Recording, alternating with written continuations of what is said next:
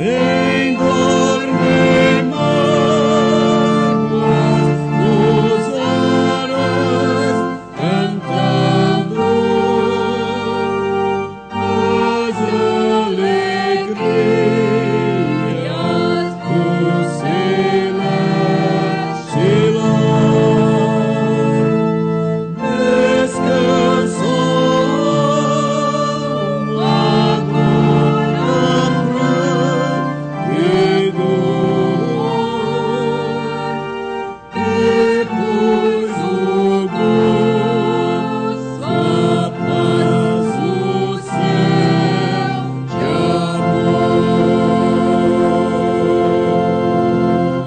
Eleito segundo a presciência de Deus Pai, em santificação do Espírito, para a obediência e a aspersão do sangue de Jesus Cristo, graça e paz vos sejam multiplicadas.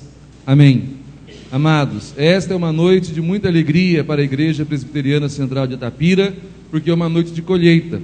É uma noite que nós colheremos os frutos, as primícias do Evangelho semeados ao longo deste ano, quando nós teremos a profissão de fé e o batismo de alguns dos nossos queridos irmãos que já fazem conosco há algum tempo a caminhada na fé cristã, sendo um motivo de alegria e de grande contentamento para aqueles que seguem a Cristo, vendo o dilatamento do reino de Deus. Fiquemos em pé e adoremos o Senhor com o Salmo 148, a uma só voz. Adoremos a Deus com a beleza e a inerrância da sua palavra. Salmo 148. Adoremos o Senhor. Aleluia. Louvem o Senhor desde os céus, louvem-no nas alturas, louvem-no todos os seus anjos, louvem-no todos os seus exércitos celestiais, louvem-no sol e lua, louvem-no todas as estrelas cintilantes, louvem-no os mais altos céus e as águas acima do firmamento, louvem todos eles o nome do Senhor, pois ordenou e eles foram criados. Ele os estabeleceu em seus lugares para todo sempre, deu-lhes um decreto que jamais mudará.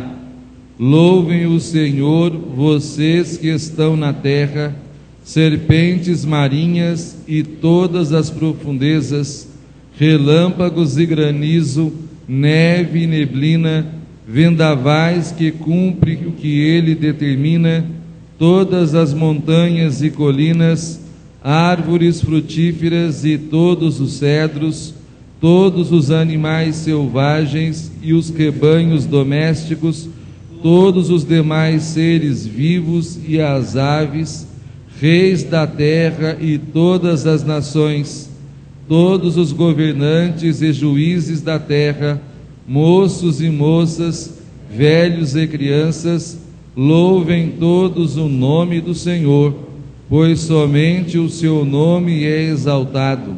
A sua majestade está acima da terra e dos céus. Ele concedeu o poder ao seu povo e recebeu louvor de todos os seus fiéis, dos israelitas, povo a quem ele tanto ama. Aleluia. Oremos. Nosso Deus e Pai, nós te agradecemos, Senhor, por estarmos aqui na tua casa, Senhor, para prestar culto ao teu santo nome, ó Pai. Nós queremos te agradecer por toda a família aqui representada, ó Pai, que nós possamos, ó Pai, receber a bênção que vem somente de Ti, ó Pai, e agradecer por tudo que o Senhor tem nos feito, ó Pai. Cuida, Senhor, de nós e dá-nos, Senhor, um coração adorável para Te adorar, no nome de Jesus. Amém, ó Pai. Com alegria, entremos na presença de Deus com cânticos e de júbilo.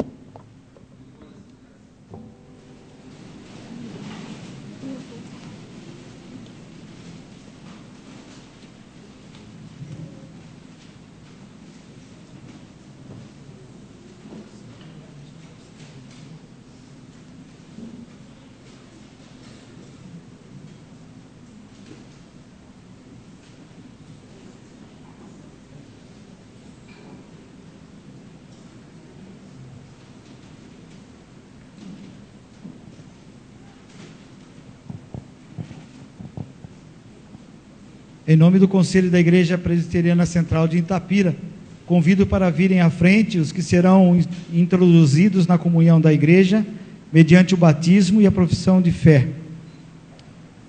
Chamo agora os nossos queridos irmãos e amigos Esdras, Lucas, João e Aline.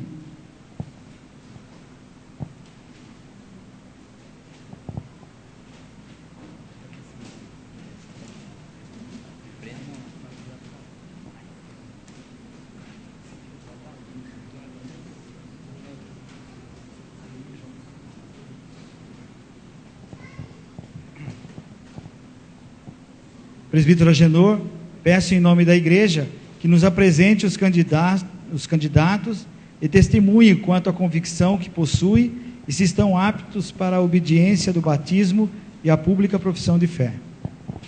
Declaro à amada igreja que, transcorridos os dias em preparação no catecumenato e dando testemunho de que frequentaram com regularidade nossas assembleias litúrgicas e tendo sido examinados no conselho, foram encontrados aptos para o batismo, a saber: Esdras Calvino, solteiro, estudante, oriundo de lar evangélico; Lucas Henrique de Faria Tenório, solteiro, metalúrgico, oriundo de lar evangélico; Ana Aline Moraes Silva de Souza, casada, professora, oriunda da Igreja Católica Apostólica Romana; João Lucas de Souza, casado com Aline Moraes Silva de Souza, auxiliar administrativo, oriundo da Igreja Católica Apostólica Romana.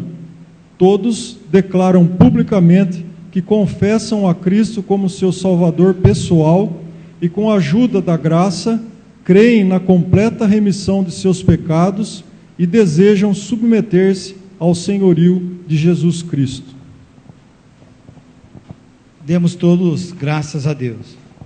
Queridos irmãos, Lucas, João Lucas, Aline e Esdras, nosso Senhor Jesus Cristo ordenou que seus servos fossem um só corpo com Ele, unidos uns aos outros pela profissão da mesma fé e pela esperança nas mesmas promessas gloriosas. E visto como se acham presentes aqui para professar publicamente a sua fé, exorto-os a responder as perguntas que agora vou fazer-lhes. Respondam sempre sim no final das perguntas. Irmãos, vocês creem em um único e verdadeiro Deus que existe em três pessoas distintas: o Pai, o Filho e o Espírito Santo, o qual do nada fez o céu e a terra e tudo o que neles há, e os mantém, governando todas as coisas, de modo que nada pode acontecer sem que seja de sua divina e maravilhosa vontade? Creem nisso? Vocês reconhecem que foram concebidos e nascidos em pecado, que por natureza são inteiramente incapazes de praticar o bem e inclinados para o mal, que têm muitas vezes pecado por pensamentos, palavras e obras, achando-se de tudo sinceramente arrependidos, e nesta noite pedem sinceramente perdão a Deus? A sua fé se fundamenta unicamente no sacrifício consumado por Cristo na cruz, na eficácia da sua contínua intercessão no céu e nas promessas que Ele nos deixou no Sagrado Evangelho?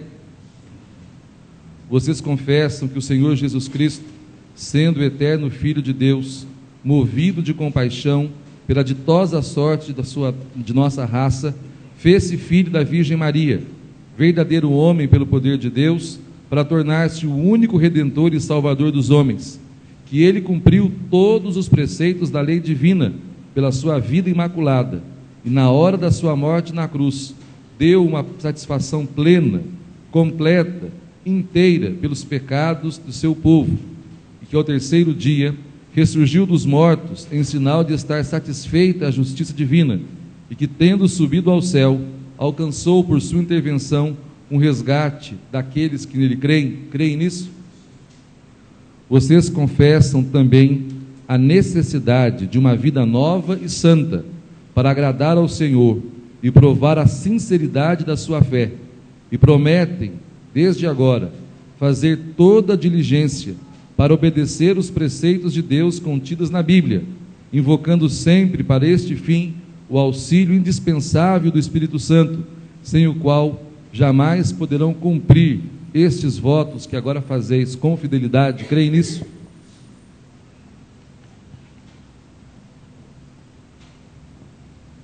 Prometem ainda que, como membros desta igreja, se submeterão à sua disciplina e às autoridades nela constituídas, a saber, o pastor, os presbíteros regentes e os diáconos, enquanto formos fiéis às Escrituras. Prometem? Amados, acabam de entrar em um solene pacto em que o Senhor promete ser o seu Deus e da sua posteridade, e vocês o aceitam como seu único Deus e prometem pertencer-lhe. Doravante, vocês entram em plena comunhão com esta igreja, cujos privilégios externos já estão confirmados pela escolha que acabais de fazer em Cristo pela fé. Acabam de aceitar e confirmar os votos e obrigações do seu batismo, e de declarar, desde agora, vocês pertencem ao Senhor. E agora, os que ainda não são batizados, deem um passo à frente. Então, os demais, deem um passo atrás, para ficar mais fácil. O Lucas e o Esdras. Água.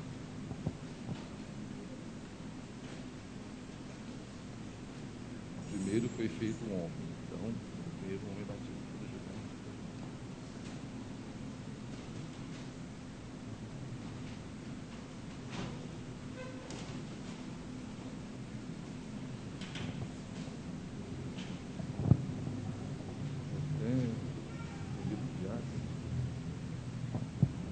Vem cá, isso para mim. João Lucas, eu te batizo em nome do Pai, do Filho, do Espírito Santo. Amém.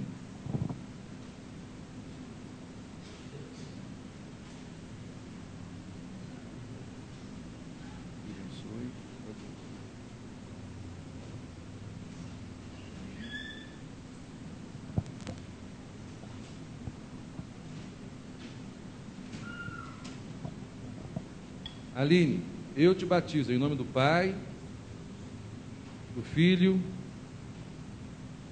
e do Espírito Santo.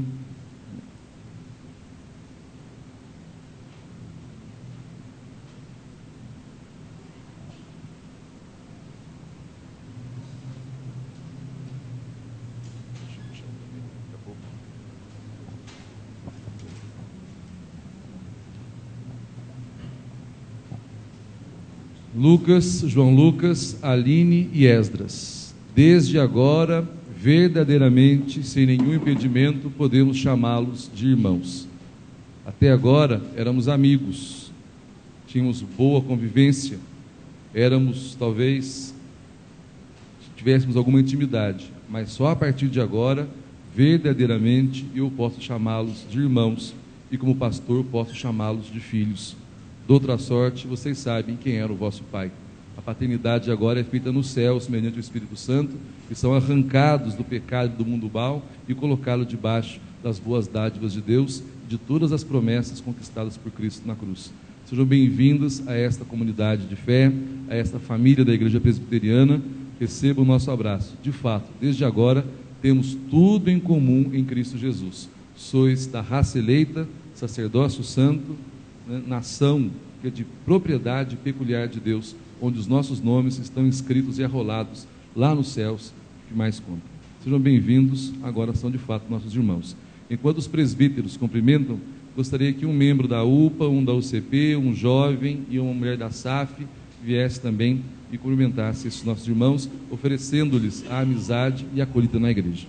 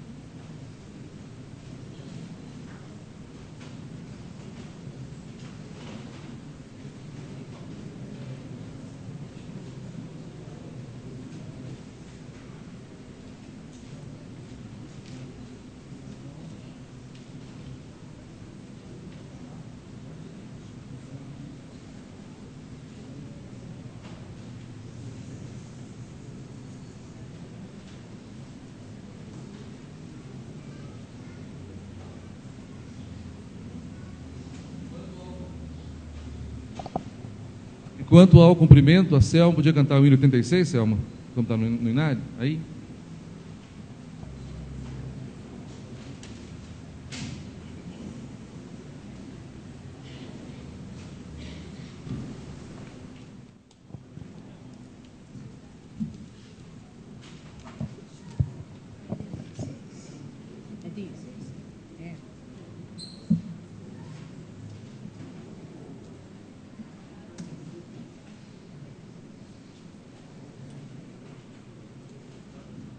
Ela é muito cantar, já deu ordem, né? Pode ir.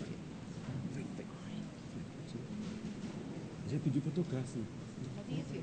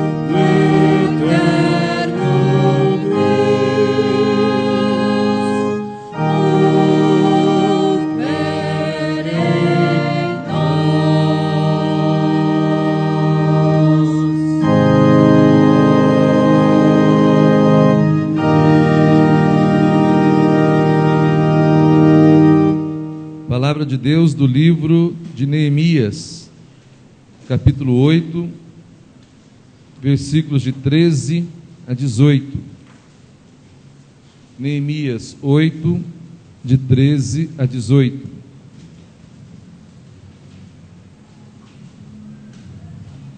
Diz assim a palavra do Senhor: no segundo dia do mês, os chefes de todas as famílias, os sacerdotes e os levitas, reuniram-se com o escriba Esdras para estudarem as palavras da lei. Descobriram na lei que o Senhor tinha ordenado, por meio de Moisés, que os israelitas deveriam morar em tendas durante a festa do 7º mês. Por isso, anunciaram em todas as suas cidades e em Jerusalém: saiam às montanhas e tragam ramos de oliveiras cultivadas, de oliveiras silvestres, de murtas, de tamareiras e de árvores frondosas, para fazerem tendas, conforme está escrito.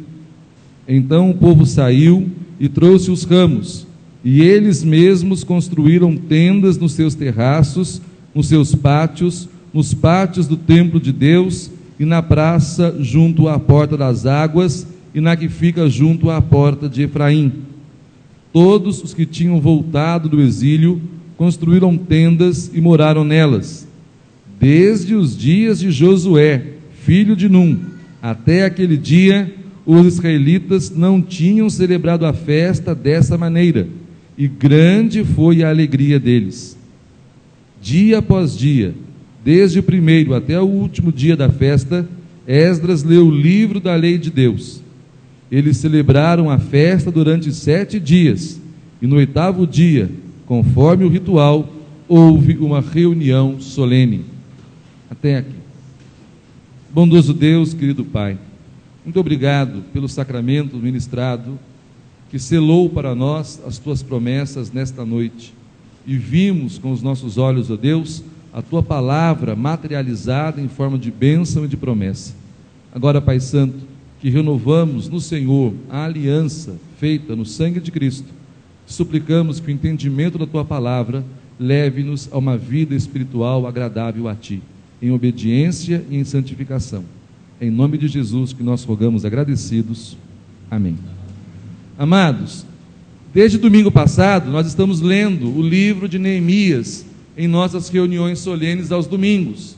O livro de Neemias, como eu já disse, foi escrito mais ou menos por volta do ano 430 a.C., portanto um livro que foi escrito, inclusive distante cronologicamente dos próprios fatos que ele narra. É um livro que foi escrito para motivar Israel, para devolver ânimo salvífico a Israel, para outra vez reencaminhar o coração de Israel para a alegria do serviço e da comunhão com Deus. Israel, como eu disse domingo passado, depois de 70 anos de exílio, em sua grande maioria de tempo, sem profeta, sem templo, sem religião, sem sacerdote, por desconhecer a vontade de Deus, Israel perdeu inclusive a própria identidade de povo de Deus, perdeu a própria identidade em relacionar-se com Deus, perdeu inclusive o significado da sua própria fé, tornou-se uma fé absolutamente sem substância. E a fé, quando torna-se sem substância, ela corre 3 perigos. O primeiro perigo é a superstição rasteira e barata. Quando a fé não é informada pela verdade das Escrituras, ela se torna mera crendice. E as pessoas passam a crer não só de qualquer maneira, mas infelizmente a crer em qualquer coisa, em qualquer promessa. É preciso que a fé seja formada, receba o subsídio, a substância da palavra de Deus, para que nós adoremos exatamente aquilo que conhecemos, para poder viver vidas agradáveis a Deus. A segunda coisa que pode ocorrer com uma fé sem substância é que, com o passar do tempo, nós somos levados à apostasia. Quando a nossa fé não é abastecida pela verdade, quando não recebemos os signos da fé pelas Escrituras, quando não somos informados de quem Deus é, de como Ele age, o que Ele espera de nós, que coisas Ele determina, que rol de mandamentos nos é dado, quando nós não conhecemos o caráter de Deus, nós vamos de tal maneira nos afastando, até o ponto de passar a viver negando com a nossa vida tudo o que antes havíamos professado com os nossos lábios.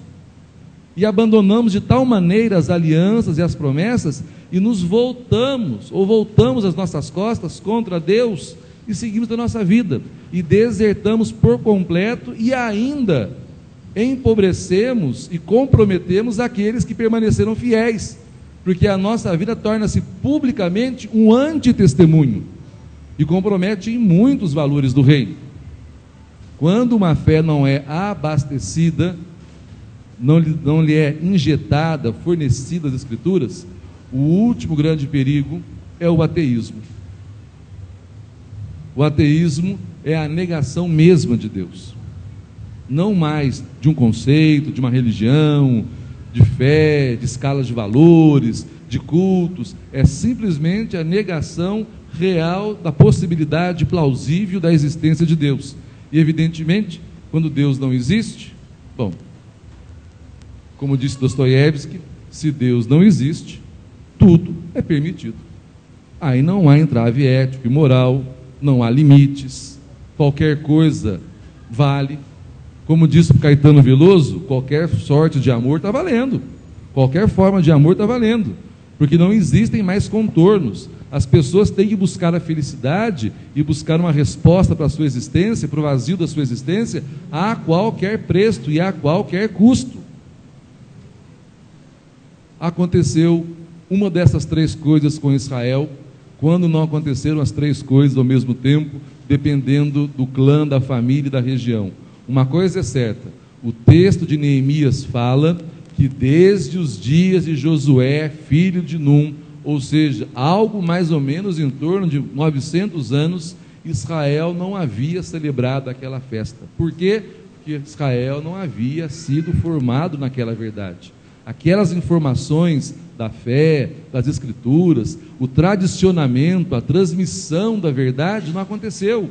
Eles desconheciam estas coisas, portanto elas viviam sem elas. E quando nós vivemos sem aliança, nós também vivemos sem alegria, porque a Bíblia diz que no dia em que eles fizeram aquela celebração, grande foi a alegria daquele povo.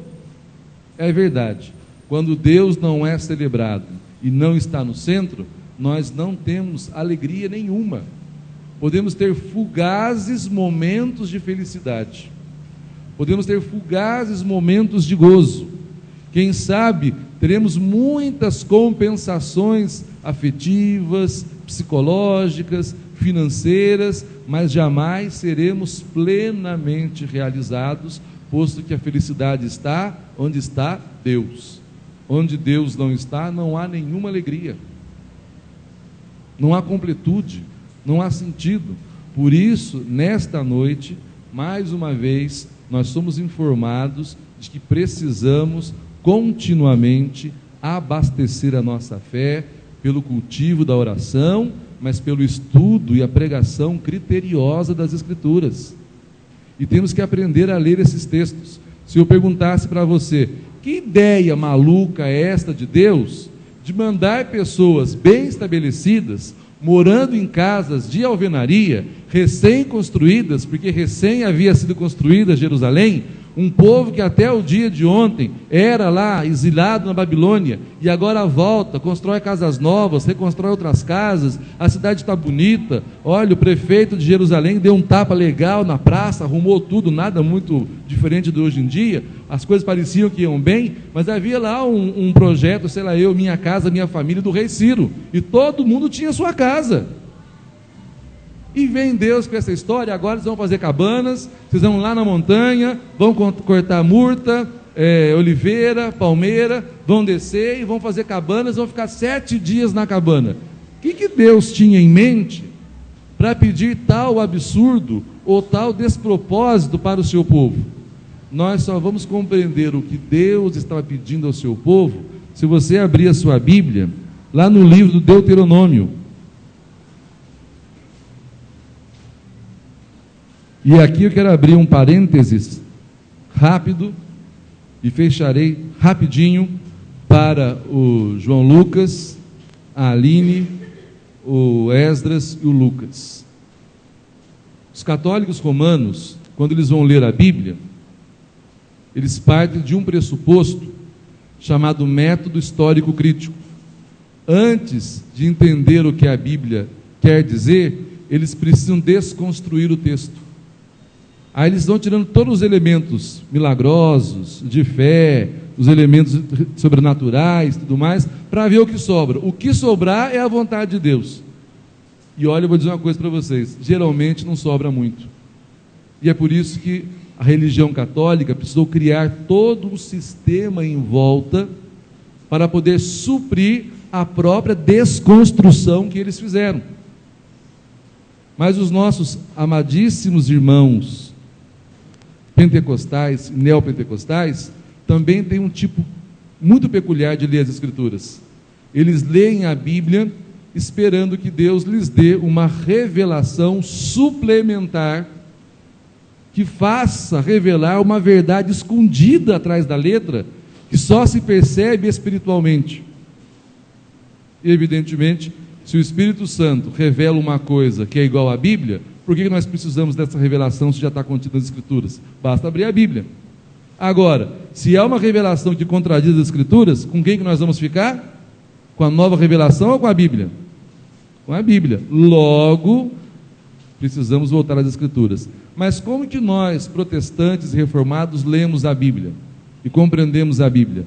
Nós lemos a Bíblia comparando Bíblia com Bíblia, Escritura com Escritura, partes da Bíblia com partes da Bíblia. Isso chama-se analogia fidei. A Bíblia se explica. Nós não abrimos mão dos métodos. Os pastores cursam 4 anos de teologia, vão para a faculdade, muitos têm doutorado e tudo mais, precisa estudar. Nós também pedimos a Deus a iluminação do Espírito Santo para que não sejamos levados a interpretações rasteiras e pessoais. Mas nós não abrimos mão de maneira nenhuma de checar na própria Bíblia a revelação de Deus, para ver se não estamos nos enganando. Então, por que Deus pediu para Israel morar em cabanas durante 7 dias, uma vez que já estavam estabelecidos na terra prometida? Lá no livro de Deuteronômio, no capítulo 9, tem o porquê destas coisas. Aliás, vamos no capítulo 8, no versículo 10, melhor. Capítulo 8, versículo 10 seguinte, diz assim a palavra de Deus: depois que tiverem comido, até ficarem satisfeitos, louvem o Senhor seu Deus pela boa terra que lhes deu. Tenham cuidado de não se esquecer do Senhor, o seu Deus, deixando de obedecer os seus mandamentos, as suas ordenanças e aos seus decretos que hoje lhes ordeno. Não aconteça que depois de terem comido até ficarem satisfeitos, de terem construído boas casas e nelas morado, de aumentarem seus rebanhos, a sua prata, o seu ouro, de todos os seus bens, o seu coração fique orgulhoso, e vocês se esqueçam do Senhor, o seu Deus, que os tirou do Egito, da terra da escravidão. Ele os conduziu pelo imenso e pavoroso deserto, por aquela terra seca e sem água, de serpentes e escorpiões venenosos. Ele tirou água da rocha para vocês e os sustentou no deserto com o maná, que os seus antepassados não conheciam, para humilhá-los e prová-los, a fim de que tudo fosse bem com vocês. Não digam, pois, em seu coração: a minha capacidade e a força das minhas mãos ajuntaram para mim toda esta riqueza. Mas lembrem-se do Senhor, o seu Deus, pois é Ele que lhes dá a capacidade de produzir riqueza, confirmando a aliança que jurou aos seus antepassados, conforme o olho se vê. Mas se vocês se esquecerem do Senhor, o seu Deus, e seguirem outros deuses, prestando-lhes culto e curvando-se diante deles, asseguro-lhes hoje que vocês serão destruídos por não obedecerem ao Senhor, o seu Deus. Vocês serão destruídos como foram as outras nações que o Senhor destruiu perante vocês. Confesso para você que eu poderia fechar aqui as Escrituras e não precisaria fazer sermão nenhum. Não precisaria. Deus requereu aquela festa das cabanas para que o povo jamais se esquecesse, não só do que Deus fez por eles, mas como Deus lida no hoje conosco. E eu queria chamar, para ser bem presbiteriano nessa noite, 3 pontinhos no meu sermão, ou 3 lições básicas para que você leve para a sua casa. Primeiro, Deus quer que nos lembremos da nossa inteira e completa incapacidade de sermos felizes à nossa própria custa. Deus quer que nós sejamos diante dele bastante lúcidos. O cristianismo é uma religião de pé no chão.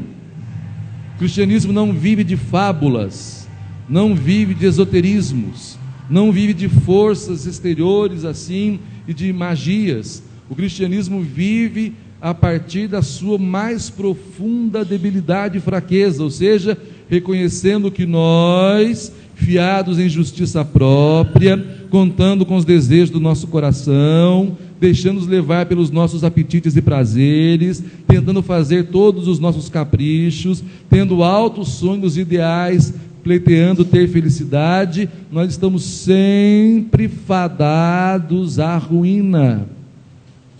Não vá dizer no seu coração, não siga o seu coração. Jeremias 17:9 diz que o coração é desesperadamente corrupto, é falso. Quem poderá conhecê-lo? É a primeira grande verdade. A salvação começa com o decreto da nossa falência. Qual que é o primeiro ponto do calvinismo? Depravação total. Você olha para os grandes homens da história do cristianismo, a começar de Paulo. Paulo simplesmente jogou a toalha e não quis resistir mais aos seus grilhões. Agostinho não quis mais procurar entender para depois crer. Creu, depois Deus deu entendimento. Lutero cansou-se no mosteiro de tentar agradar a um Deus justo, posto que ele era pecador, e quanto mais penitência, e quanto mais confissão, e quanto mais austeridade, menos ele conseguia comprar o favor de Deus. Porque se é favor não se compra, se é graça não tem preço.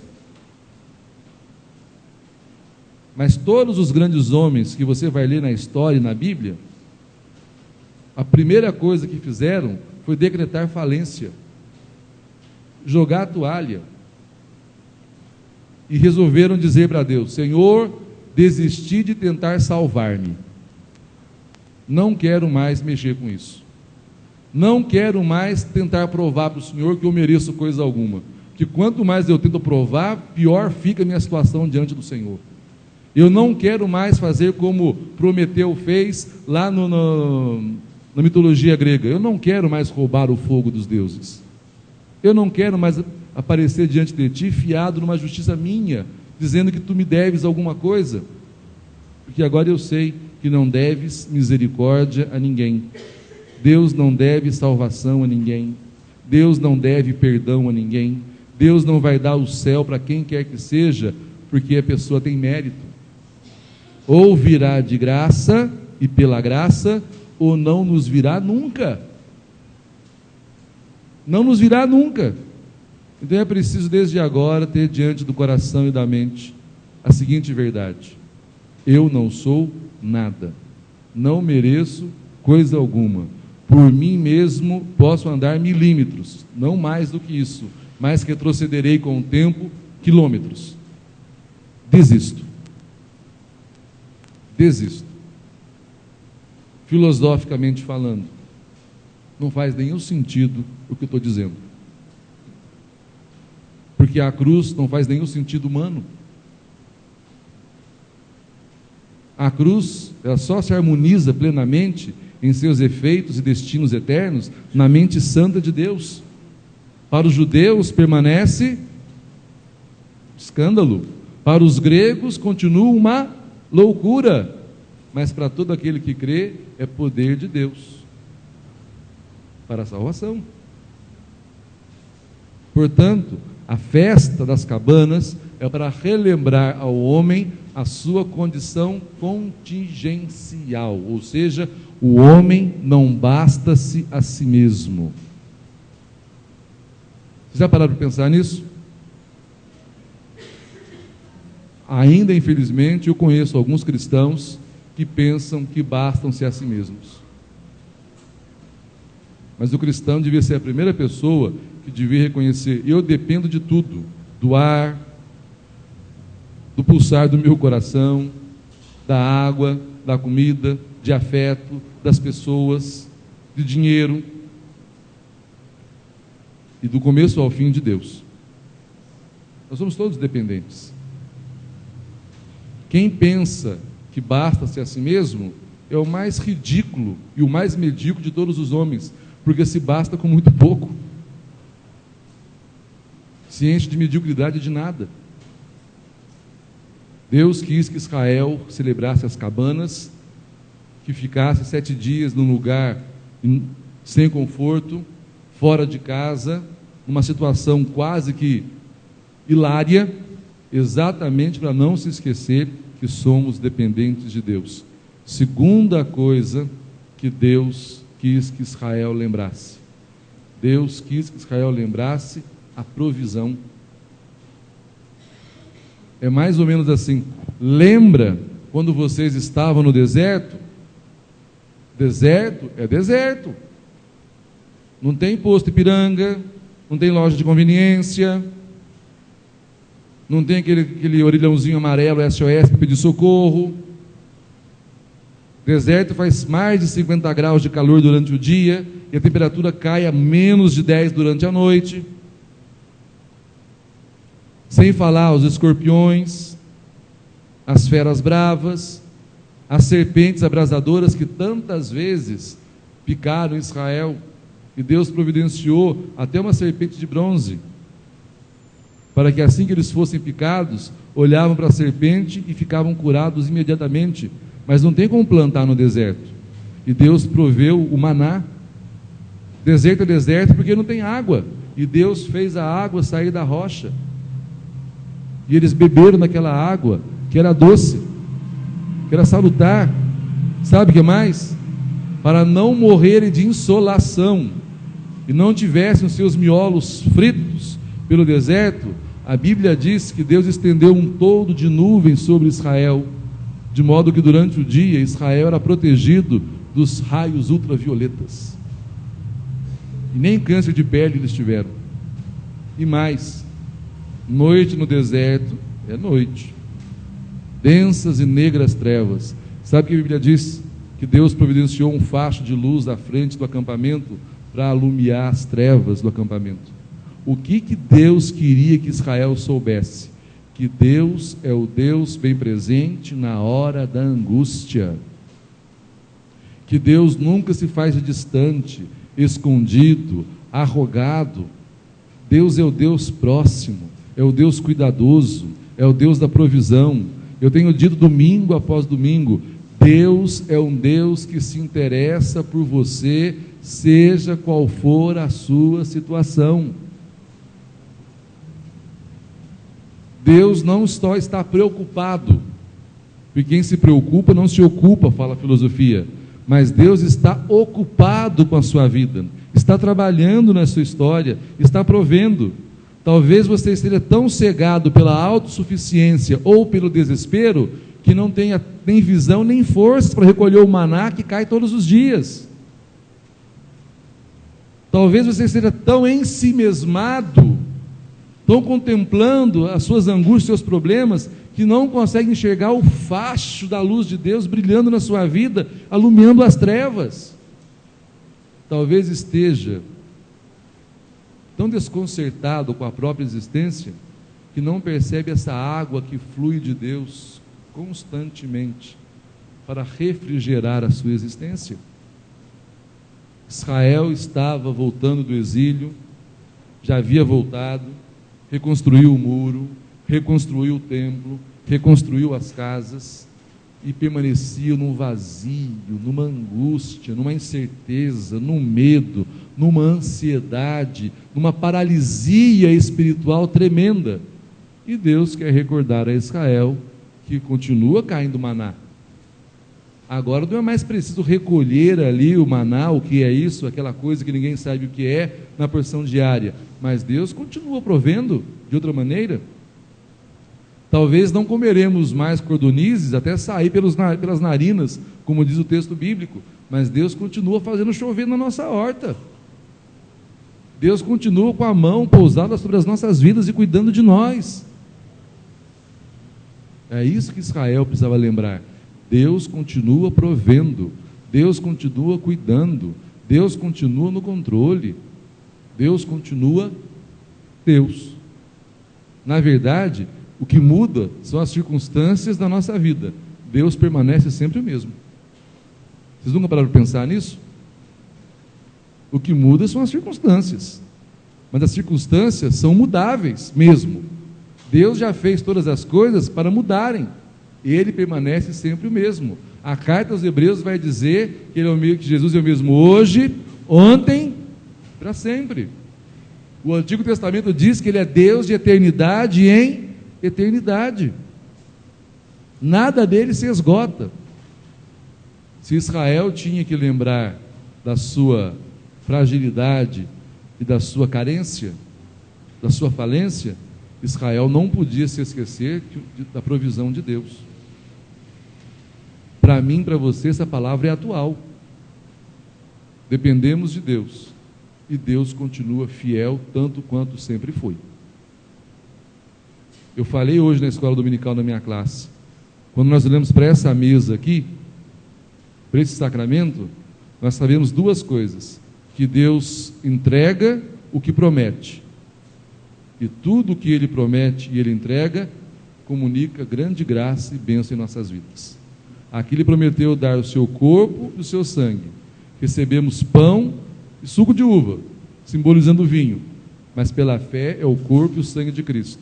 Ele prometeu o perdão dos pecados por esse sacramento, a remissão dos pecados no seu sangue, e isso Ele faz para todo aquele que se aproxima em fé deste sacramento. Se no sacramento Deus promete e realiza, quanto mais em todas as outras circunstâncias da nossa vida, que não precisa de mediações como pão e vinho, oração, templo, culto e tudo mais. Deus quer cuidar de você. Deus está cuidando de você. Mas aí vem o terceiro passo. Por que Deus quis que Israel fosse para as cabanas? Porque Deus ama a gratidão dos corações. Não há nada, não há nenhum pecado que evidencie mais a nossa injustiça do que a ingratidão dos nossos corações. A falta de gratidão é um pecado que deveria fazer-nos vexar, corar de vergonha diante de Deus. Porque a gratidão revela servidura, prepotência, arrogância. Lembra que o autor de Deuteronômio escreveu? Quando estiverem satisfeitos, tiverem comido, muito rebanho, casa boa, prata e ouro, quando estiverem bem na fita, não vão dizer, foi o meu braço e a minha inteligência que conseguiram estas coisas. Não digam isso no seu coração. Antes, sejam agradecidos. Deus queria que Israel soubesse dizer obrigado. Talita, quando estudava lá na escolinha do Santo Antônio Jardim, um dia ela chegou em casa, do alto dos seus 70 centímetros, chegou assim na sala e falou assim: papai, aprendi palavrinhas mágicas hoje. Falei, como é que é? Sim, pai, o professor ensinou palavrinhas mágicas para nós hoje, que vai facilitar a nossa vida. Falei, que palavrinhas mágicas? O pastor já pensa em outra coisa, né? Que palavrinhas mágicas são essas? Obrigado, dá licença, bom dia, boa tarde, como vai? E uma série de outras palavrinhas mágicas. Eu nunca mais esqueci isso. Obrigado, agora não, muito obrigado, posso entrar, você me dá licença? Né? Cumprimentar as pessoas.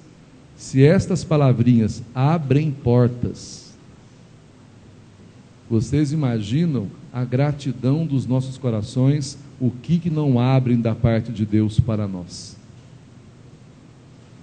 Pois da gratidão move a mão de Deus no céu em nosso favor, naquelas situações que só mudam perante a oração e a ação de graças. Eu já ensinei vocês, tem situações na vida que não mudam de jeito nenhum, são aquelas que estão debaixo dos decretos eternos e secretos de Deus. Há outras que só mudam mediante uma intervenção milagrosa de Deus, mas há outras que só vão mudar se você orar. Deus quis que assim fosse, e assim é. A gratidão, a ação de graças, é a mais perfeita e bela das orações. Até Davi, no fundo do poço, no Salmo 51, foi agradecido a Deus. Até quem escreveu o Salmo 130, que é chamado de De Profundis, do profundo a ti grito, Senhor, também é um salmo que tem gratidão, por se levasses em conta os nossos pecados. Quem subsistiria? Mas em ti está o perdão e tudo mais. Amados, Deus quis que Israel fosse para as cabanas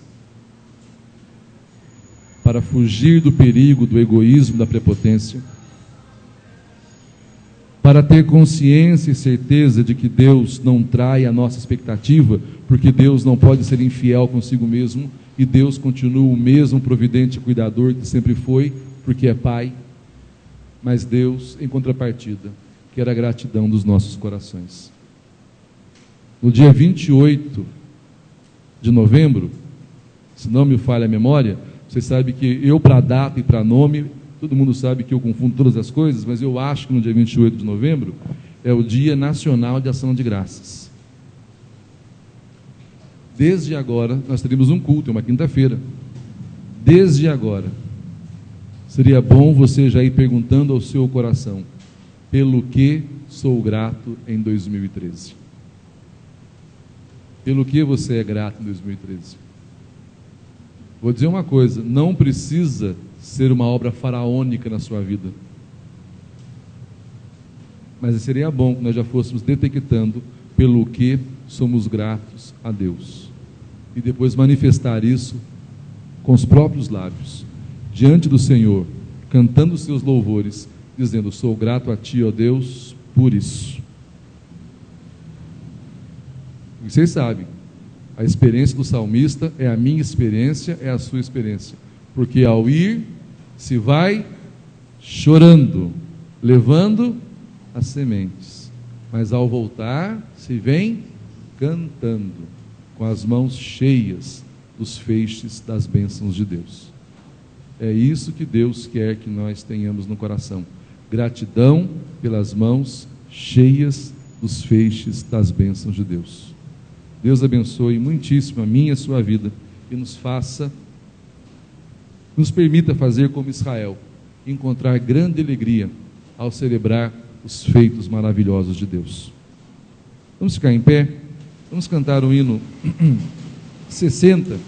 Hoje é o segundo domingo do mês, é o dia em que nós comparecemos à casa do Senhor e de modo grato nós oferecemos a Deus, entregamos a Deus os nossos dízimos e as nossas ofertas, lembrando sempre que dízimo e oferta não é para nós presbiterianos uma questão financeira ou econômica, é uma questão de dádiva, de fé, de culto, de entrega a Deus daquilo que Ele nos deu. Os que nos visitam nesta noite não se sintam constrangidos, nem obrigados a coisa alguma, fiquem na liberdade do Senhor. Esse é um compromisso que todos aqueles que celebram a aliança fazem com Deus, então nós fazemos de bom coração também, na mesma liberdade que vocês conservam. Cantemos com alegria o hino ofertório, hino 60, e em qualquer momento você julgar oportuno no seu coração, deposita no gasofilácio as suas ofertas e os seus dízimos. Cantemos.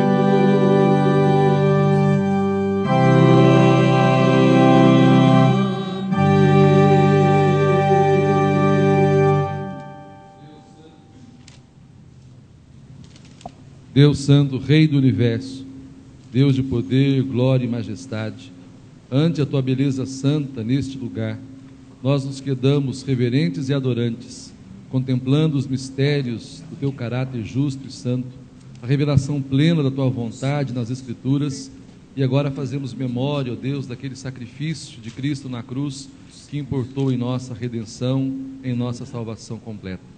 Somos-te gratos, ó Deus, por tantos benefícios, pelo modo cuidadoso, paternal, amoroso em que dispensais os teus dons e as tuas bênçãos sobre nós. Agora te pedimos, Pai Santo, que ao fazermos memória agradecida daquele evento que salvou-nos, quando receberemos no pão e no vinho os selos das tuas promessas conquistadas na cruz de Jesus, pedimos, ó Deus, que inflames o nosso coração de amor, de piedade, de esperança e de fé verdadeira. E assim, ó Deus, guarde o bom rebanho para o encontro com o Senhor naquele último e glorioso dia, quando ouviremos da boca do Supremo Juiz: muito bem, servos bons e fiéis, entrem no repouso do teu Senhor. É em nome de Jesus que rogamos agradecidos desde agora e para sempre. Amém.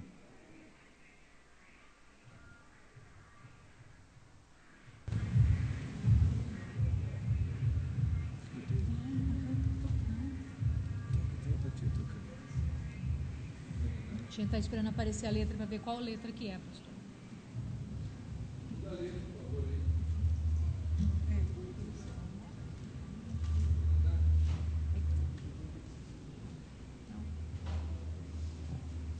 Senhor Jesus Cristo, na noite que foi entregue, tomou o pão em suas mãos, deu graças, partiu e deu a seus discípulos, dizendo: tomai todos e comei, isto é o meu corpo, que será entregue por vós.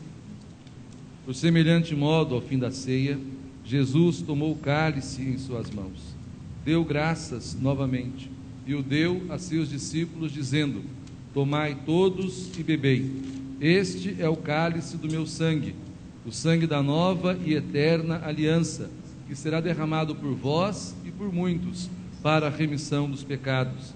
Fazei isto em memória de mim.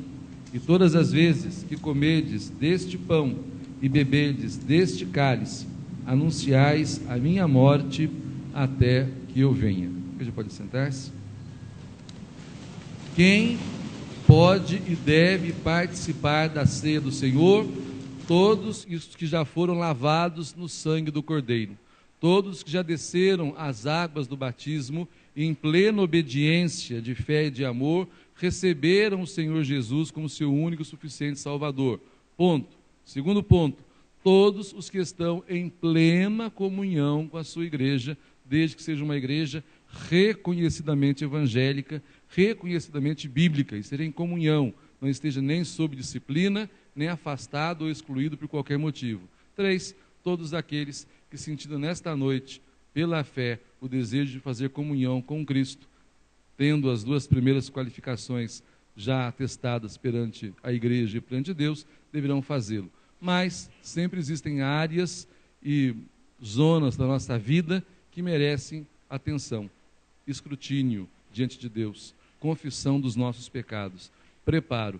Por isso, enquanto eu sirvo a ceia do Senhor para os que fizeram a profissão de fé e batismo nessa noite, e o presbítero serve os demais membros desta ceia, dessa mesa, você curve a sua fronte, feche os seus olhos e peça ao Senhor que faça encontrar algo que o impeça de estender a mão para esta mesa. Nada encontrando, façam na alegria e na fé que Deus nos contempla.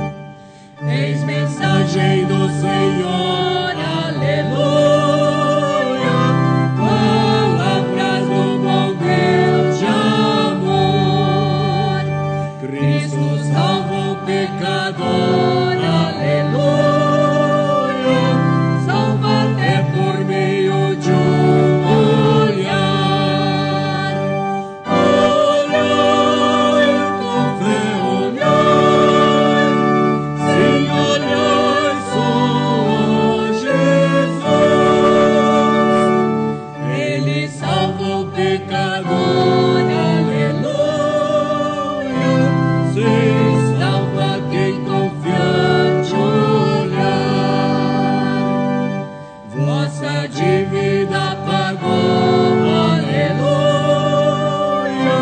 Jesus a satisfez na cruz, sua vida ele entregou, aleluia,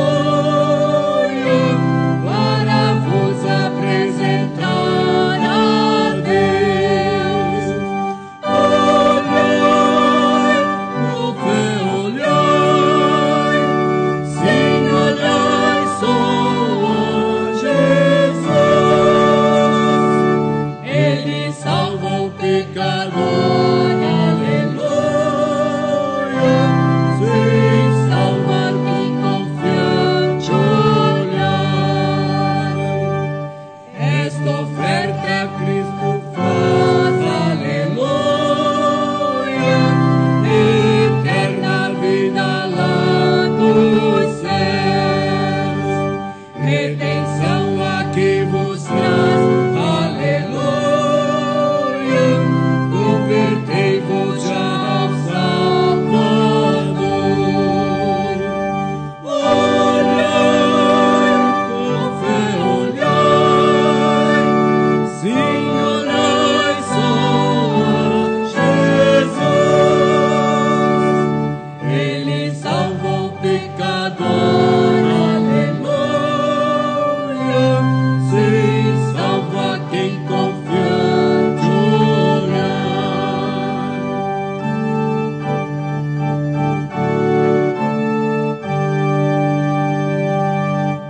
Aceitai a salvação, aleluia. Segui os passos do Senhor. Anunciai o seu perdão, aleluia. Proclamai a grande redenção. Olhai, com fé olhai, sim, olhai só a Jesus. Ele salva o pecador, aleluia. Sim, salva quem confiante olhar. Eis mensagem do Senhor, aleluia. Palavras do bom Deus de amor. Cristo salva o pecador, aleluia. Salva até por meio de um olhar. Olhai, com fé olhai, sim, olhai só a Jesus. Ele salva o pecador, aleluia. Sim, salva quem confiante olhar.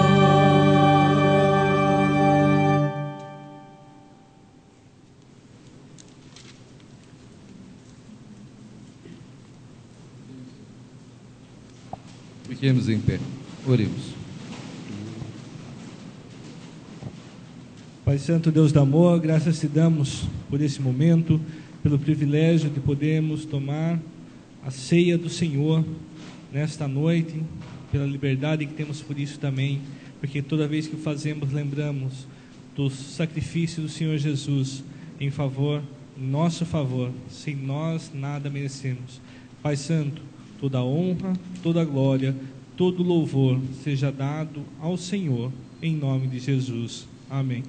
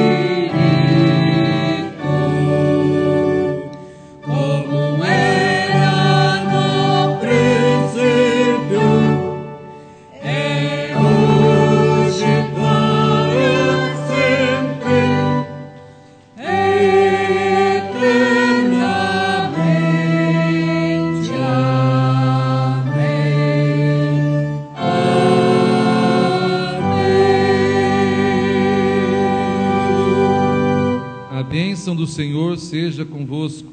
Nós os abençoamos em nome do Senhor. A graça de nosso Senhor e Salvador Jesus Cristo, o amor de Deus, o nosso Pai, as consolações ternas do Espírito Santo, desçam sobre vós e convosco permaneçam para sempre. Amém.